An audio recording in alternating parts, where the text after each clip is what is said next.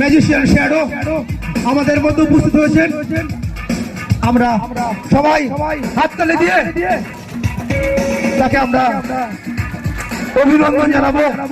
তেলতলা পূজা কমিটির পক্ষ থেকে আমরা প্রথম ম্যাজিক শুরুর আগে ম্যাজিশিয়ানকে আমরা ড্যান্স করিয়ে আমরা অভিনন্দন জানাবো।